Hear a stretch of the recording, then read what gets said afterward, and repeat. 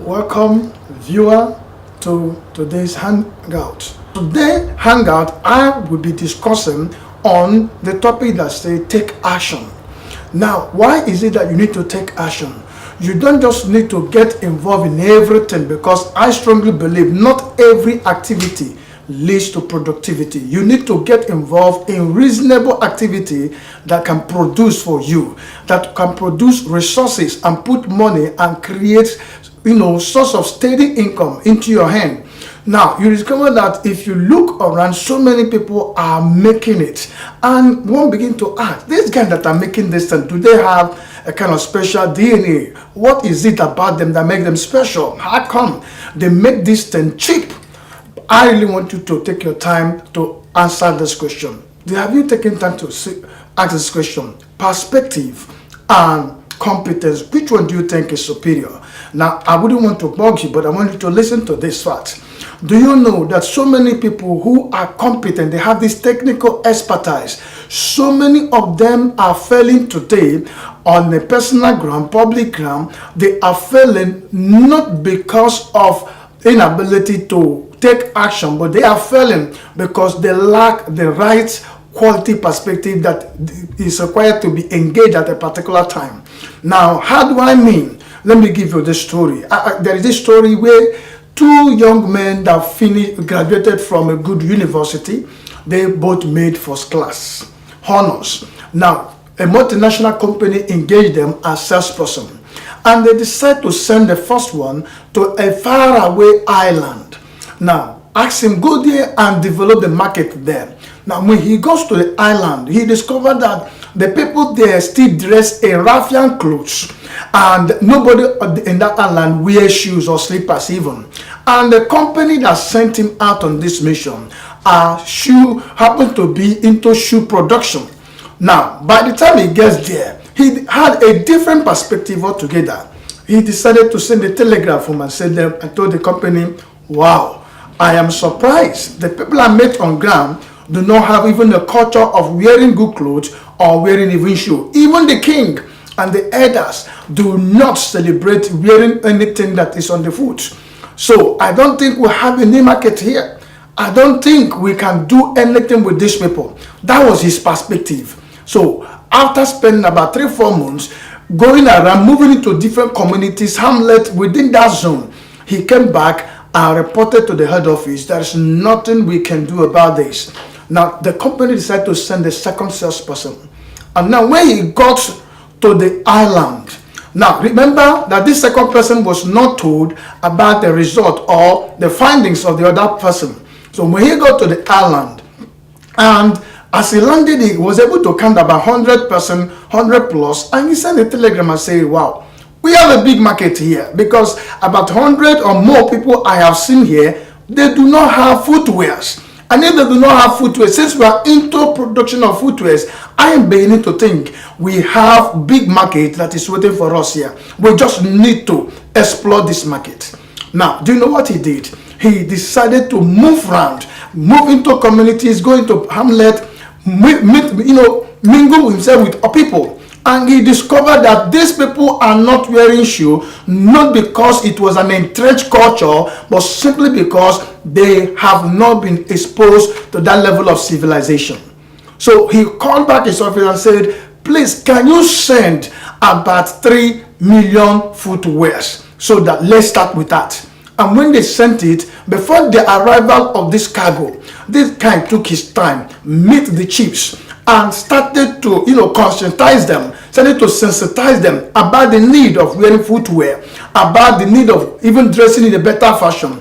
And they bought into it. And by the time the footwears arrived, it was a big market. They finished that cargo, the company sent in another one, the company sent another one, the company sent another one. Before they knew it, they have sold more than 3 million, footwears, and they continue to send him more. By the time this boy reported back in person at the head office, he was called and made an MD.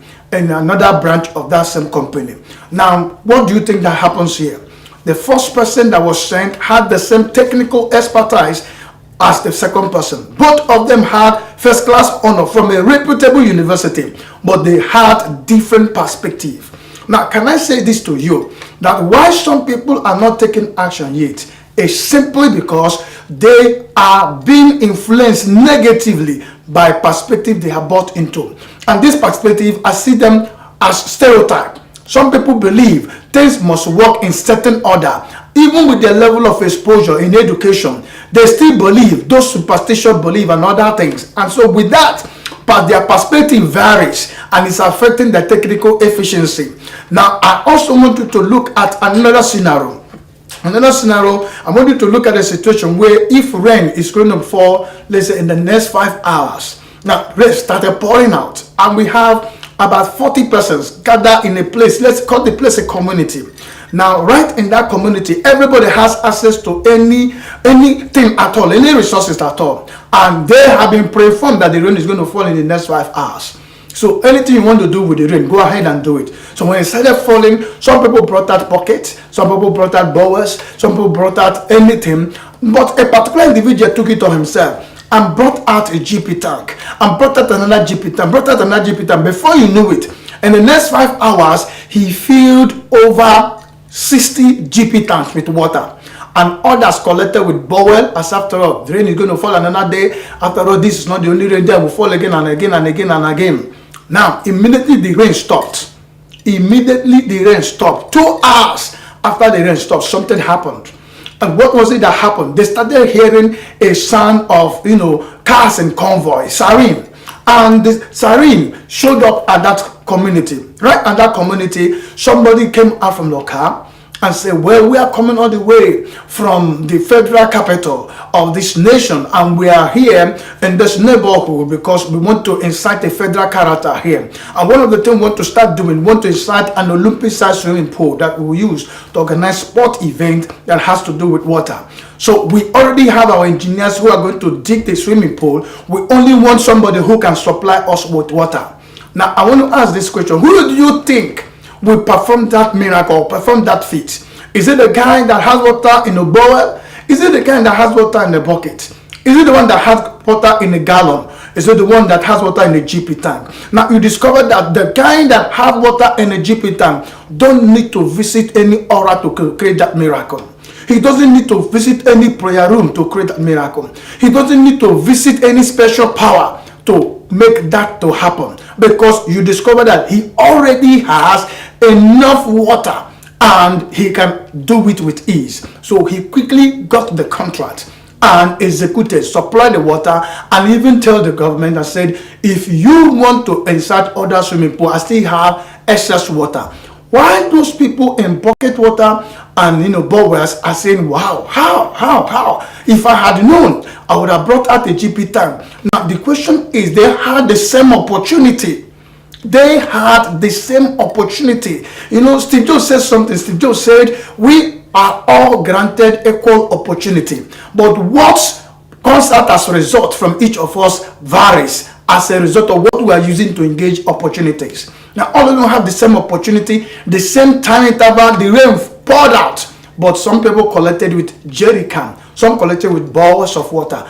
The same thing is what is affecting every Duke and Donald. Wherever you see them, Harry and Harrison, that is what is affecting every person, because perspective will always either limit you, upgrade you, or put you in the place of your dream.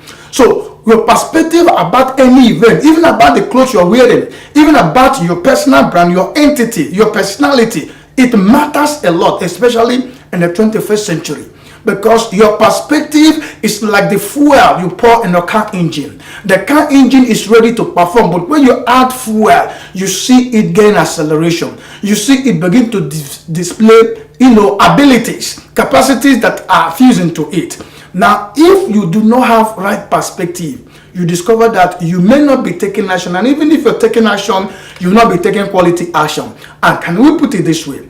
The higher the quality action you take, the higher the quality outcomes. And the more action you take, the more outcomes that is guaranteed. So if you're not taking action, who is to be blamed? We're not going to blame the federal government, despite the fact they promised to create jobs. Now, if they can't create job, you can create one for yourself. Now, if nobody is getting you to with your certificate, you can engage yourself. You are not too young to be a CEO. You are not too young to be a manufacturer. You are not too young to be an innovator. You are not too young to be a special advisor to Mr. President. You are not too young to be anything big, anything special. People who have become this significant, they become not because they had a special chromosome or kind of special DNA. No. All it requires is you need to have the right perspective. Once you know you have the technical efficiency, because inside of every person, every individual you see, is a large hub of resources. Now, these resources, many of them at times you do not know they exist, but they are hidden deep inside you. Now, by the time you begin to take action, reasonable action, calculated action, and you begin to bring in your technical expertise so that you can be able to create technical possibilities, you will discover that your perspective is one of your most cherished assets. It's an asset you don't need to play with, because it's an asset you don't get it in the university. It's an asset you don't get it in the shop right or shop left or shop front, wherever. You can't get it in Market Square. Perspective is something you consciously develop over time, and perspective is something that has been there with you from your childhood. All the things you have had, those things that constitute your belief system, those things that constitute your limitations, those things that constitute your constraints. These are the structures that give you your personality trait and also affect the way you reason from the screen where you function and operate. So you discover that if you have a rich quality perspective and with a little efficiency and capacity, you will discover that you would always create miracles and a lot of technical novelties. So I want to encourage you to take action. Don't just have a dream. Don't just write your visions down. Don't just begin to faith and say, I believe someday I'm going to break into my dreams. Don't just say, I wish I will hit this amount of money, I'll get into my dreams. Listen, so many people are still in their thinking room, while some people have already been in the marketplace ahead of time. They didn't get to the marketplace because they have a perfect commodity or perfect, a resources they want to sell. Rather, they got to the marketplace perfecting whatever ideas they had with them right in the market square, in the marketplace. As they put it out, people buy, people criticize, they adjust it, they tweak it. You discover that over time, that idea that was nothing will begin to graduate into an idea of quality, and before you know it, it becomes a phenomenon, it becomes a novelty. So I want to encourage you, don't just sit down there and begin to write down notes and begin to come up with plan and you never implement any idea. Nobody celebrates a man who has dream. People celebrate those who are scoring goals. I want you to become a goal scorer. I want you to become one who makes a target and hit it right at the target. Now you can just do it because there are so many people who are doing it. It has nothing to do with your height. It has nothing to do with your location. It has nothing to do with your education. It has nothing to do with your, religion or political affiliation. It's something about you, the organic reality about who you are and what you are capable of becoming is enshrined and entrenched deep inside you. And that is what constitutes your limit, your stereotypes, and your belief system. So if you have a little technical expertise and a rich quality perspective, you can always break into zone of greatness. You break into a hemisphere of greatness, and people will begin to wonder, how did it happen? It happened because you were spurred up by your perspective. Now, let me also share this scenario with you. I read this story about these two young guys. Both of them graduated from the university and they look for job just like every other person is looking for job today. They look for job from community to community, from boundaries to boundaries, from country to country. And over time, after many years, they were able to hit a community right in the heart of the desert. And when they made this community, something special about this community is that they had this rich agriculture productivity, Now, they met the king and said, the king, we want to work in this community. The king said, I said we're going to work in the agricultural setting because we believe in agriculture and that's what makes us money. But the only challenge we have in this community is water supply. And they said, okay, we want to take over that challenge. And the king said, fine, we're going to be paying you. Any bucket of water you send to the community, we pay you something like, let's say, $100. And they were like, wow, $100 for a bucket of water. So they started fetching water. But to get a bucket of water, you will only be able to fetch maybe 3 times if you're very strong in a day. 3 buckets of water in a day, because the source where you're going to get the water and bring it to the heart of the desert. So these young men, let me call their name Peter and Paul, they continue with this employment over time, spend decades there, and spend a second decade. And by this time, they have fallen in love, got married, and began to have family. Now, after some time, one day Peter got to the Paul's house and said, Paul, we have spent virtually 23 years here working for this people, and it's been long we left civilization to work here. Say, Paul, do you think our family will have this pride to work as fetchers of water in this community? And we got into this because there was nothing next to do. Now we are raising a family. They already see what we are doing to earn our living. Now the question is, will my family, my husband, those coming behind, will they be happy? Will they be able to pride themselves in the public as fetchers of water? Now if they cannot, then we need to do something. Paul quickly said to Peter, bros, there's nothing I can do about that. That is their own headache. For me, for now, let me stay on this. For me, let me stay on this. Now, Peter said, no, I think something must have changed in the civilization since we left it. I want to go out and find out something I need to do about this, our business. Paul said, well, I'm not interested. Peter quickly went to the king and said, can you permit me, allow me some days. Let me go and research. Let me go for, research. Let me rub minds with people outside this community. And when I come back, will I still have the job? The king said, of course. The job is here waiting for you. So, okay. He took his journey. He went back to the civilization where they're coming from. And only to discover that after they left, 4 years after they left civilization, that somebody invented pipe. And 4 years after they left the civilization, somebody invented machine that can draw water. So he now make inquiries. The end of the story is that he purchased that machine and came back with a pipe. And when he landed in the heart of that desert, that community, he went straight to the king and said, King, I want us to, take our time and tidy up this business. I really want us to go to paper and sign understanding. The king said, what do you mean? He said, you said every bucket of water you pay $100, and you've been doing this for 23 years. Now, I have spent 7 months outside this neighborhood and outside this community, and I'll come out with some findings. Now, I really want you to write on paper, let's sign an agreement that every bucket of water I fetch for this community is $100. And even if I fetch 40 in a day or 100 in a day, you will pay that. The king said, of course we will pay. And they entered into a contract agreement. And after that, Peter went to see Paul. And Paul was like, since you left, look at how much I have made. Me and my family were doing very fine. Look at what we have made. Peter said to Paul, well, that is good for you. He said, but what I'm going to share with you is going to break your heart. Listen, viewer, I want you to know this. If you're not consuming book yet, the man who consumes books is quite ahead of the one who doesn't consume books. The one who research, relay, unlearn, is always higher in terms of achievement, in terms of innovation, than the one who doesn't.